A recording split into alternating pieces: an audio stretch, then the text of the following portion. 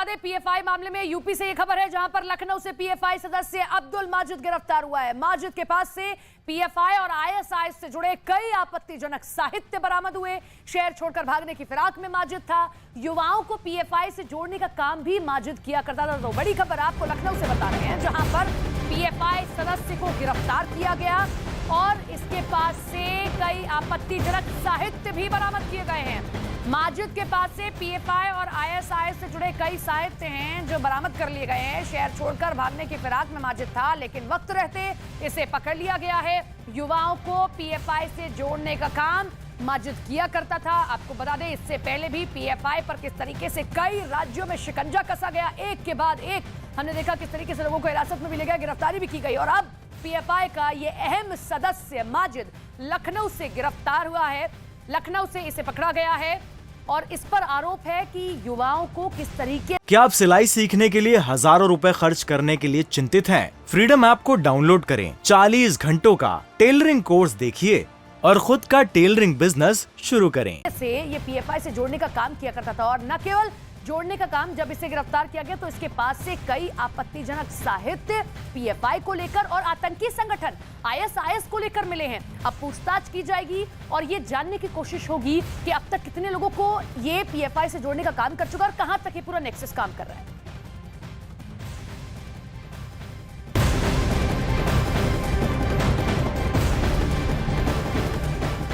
वहीं पीएफआई सदस्य से पूछताछ में एक और बड़ा पर्दाफाश हुआ है। पीएफआई के रडार पर आरएसएस और बीजेपी के नेता थे। बीजेपी और आरएसएस के नेताओं पर हमले की तैयारी में भी पीएफआई जुटा हुआ था। एनआईए और एटीएस की रेड के दौरान गिरफ्तारी हुई और उन सभी गिरफ्तारियों में जो सदस्य गिरफ्तार हुए हैं, उन सभी ने खुलासा किया है कि उनका निशाना आरएसएस, राष्ट्रीय स्वयंसेवक संघ और बीजेपी के कई बड़े नेता हैं। न्यूज़ 18 के मनोज गुप्ता की ये खबर आप देख रहे हैं। ये बड़ी खबर आपको बता रहे हैं, जिसमें पीएफआई मामले में माफ कीजिएगा, बड़ा पर्दाफाश हुआ। जितने सदस्य गिरफ्तार हुए अलग अलग राज्यों से, जब उनसे पूछताछ की गई तो बड़ा खुलासा उनके द्वारा किया गया कि जो टारगेट था उनका, वो राष्ट्रीय स्वयंसेवक संघ यानी कि आरएसएस और बीजेपी के कई बड़े नेता हैं। इससे पहले भी कई खबरें सामने आ चुकी हैं किस तरीके से बड़ी रैली को टारगेट करने का काम इनके द्वारा किया जा रहा था और बड़े पैमाने पर मास को जुटाने का काम भी किया जा रहा था।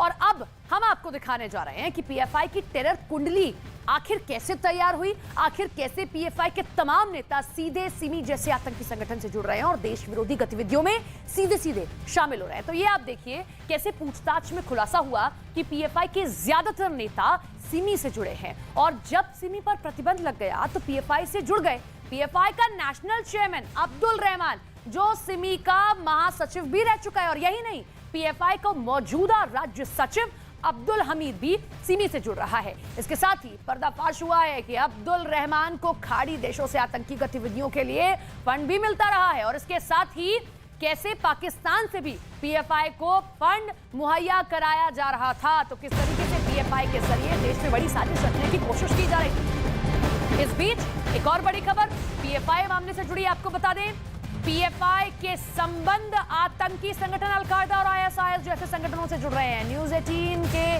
संवाददाता मनोज गुप्ता की ये एक्सक्लूसिव खबर आप देख रहे हैं। इसके मुताबिक पीएफआई सैयद अब्बू मऊदी और अल्लामा इकबाल जैसे कट्टरपंथी इस्लाम विद्वानों को फॉलो कर रहा है और इतना ही नहीं, सूत्रों की माने तो पीएफआई सिमी और टी नजीर ग्रुप को भी फॉलो कर रहा है। सूत्रों के हवाले से दावा तो यहां तक किया जा रहा है कि पीएफआई के कई कैडर सीरिया में आईएसआईएस में शामिल तक हो गए हैं। तो देखिए आप किस तरीके से पीएफआई के सीधे सीधे जो लिंक है वो आतंकी संगठन से जुड़ रहे हैं। सिमी से पहले लोग जुड़े रहे, सिमी को खत्म करने के बाद पीएफआई का रुख किया और पीएफआई को किस तरीके से पाकिस्तान से भी फंड मुहैया कराया जा रहा है। कई खाड़ी देशों के ऐसे संबंध यहां देखने को मिले हैं।